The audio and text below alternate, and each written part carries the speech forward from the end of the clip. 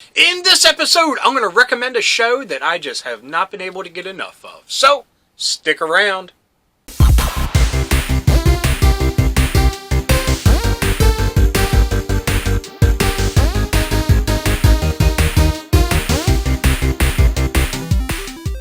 Hello, fellow dorks and dorkettes. My name's Rob, and welcome to the new show, Rob's Radical Recommendations.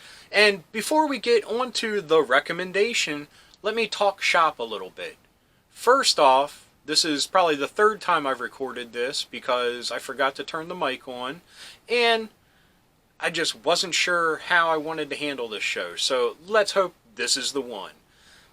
Second, recommendations. Now, I could have easily said reviews, but there's a couple reasons why I don't like using the word review. The first being that I'm horrible at reviews. My brain doesn't retain the intellectual thoughts that reviewers use when they watch things. When I watch things, I want to relax. I want to be taken away from the real world, and I don't want to think. So, I can't critique or nitpick or any of that. And to be honest, why would I talk about something that I didn't like? So, I'm only going to talk about stuff that I like, and stuff that I recommend because I liked it, and hopefully you all will too. Now, second, is to be a reviewer, you need to be kind of timely in a sense, and I'm definitely not timely with how I consume my media. I watch it when I can. Also, I want to talk about things and recommend things that are years old, decades old. Who knows? Just things that, just pops into my head like, hey, I want to talk about that. So that's what this outlet is for me, and hopefully it's an outlet for you to hear about things that you didn't know about and that you might like. Let's hope.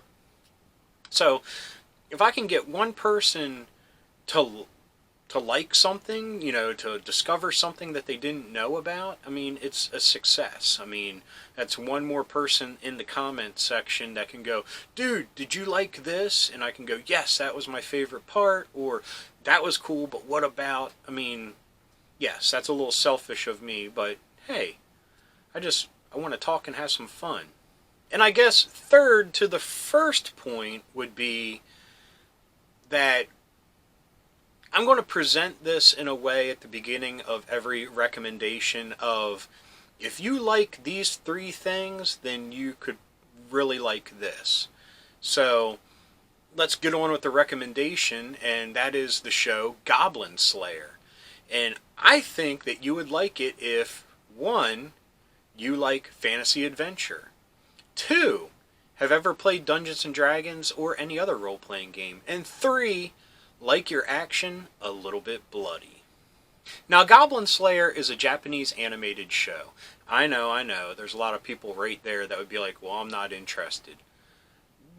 You should really give anime a chance. I'm a big fan of animation in general because I think that they are able to put more emotion into 5 seconds of that than a whole half an hour or hour-long show of live action sometimes. But anyway, warning first, it is subtitled. They have not done a dubbed yet, but I see it coming soon because a second season is in the works. So with its popularity, I'm sure that it's coming. Now, Goblin Slayer is based on a manga, which also has spawned a light novel, which is more of your lighthearted, romantic stories, funny stories. But the manga is more like the animated show, and it's very brutal, for lack of a better term. Some of the things that they discuss in it are pretty dark. But there's a lot of things that balance it, like humor and just the awesomeness of the high adventure that it is.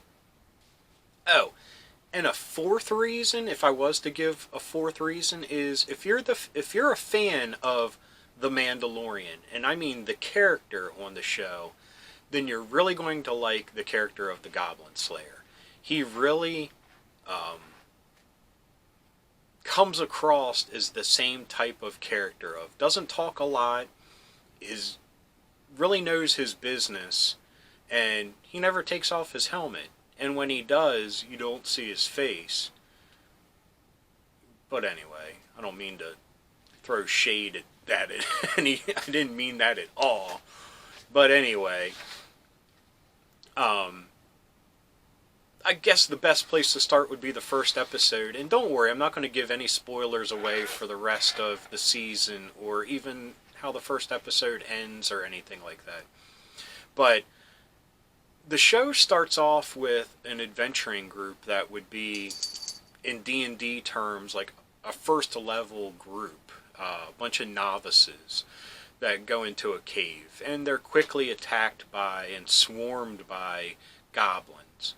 By happenstance, the Goblin Slayer happens to be in the cave and saves people the best he can, and from that, he then gets the first member of his party, which up until this point, he's been a solo act. He's never teamed up with anybody.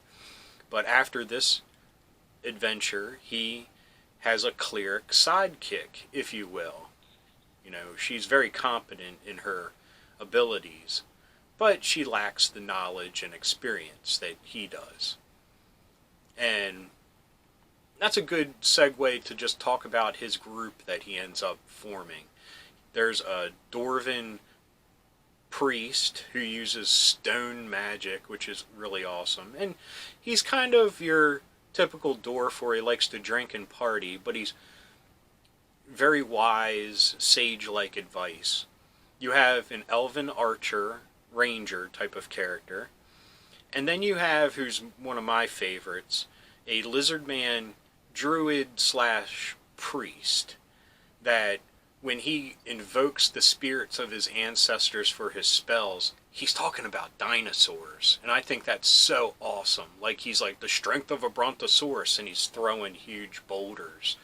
And he uses these like bone sickle type weapons, like swords, that he invokes, you know, the spirit of his ancestors, the raptors, and he's just going to town. And he can summon these skeletal lizard men that kind of emote and have personalities as the story goes on. So they're pretty cool as well. Anyway, that's the party, and that's a huge reason I love the show, because the characters work so well with each other, and they're written very well. That's 50% of why I like the show. Now, like I said, the Goblin Slayer, and I forgot to explain, none of these characters have names on the show. They are just their race and class, because in his mind, and in like a lot of people who play D&D's mind, they just serve their purpose to him, to his outcome. And I know that sounds kind of jerky. I mean, he gets better as the show goes on and calls them friends, but at first, they serve a purpose, and that's all he cares about. But, like I was saying about him, that he was a solo act, a solo adventurer, and he is ridiculed a lot by other adventurers in the adventuring guild that he's a member of, because they're the type that are, don't wake me up unless it's a dragon or I have to save a whole village. He's only concerned with goblins and the hierarchy of goblins, like hobgoblins and shamans and stuff within the goblin community. Because, I mean, there's a reason why, but that's all he cares about. And just like in D&D, in this world, people are just like, goblins are trash. Why are you worried about that? They're nothing to be scared of.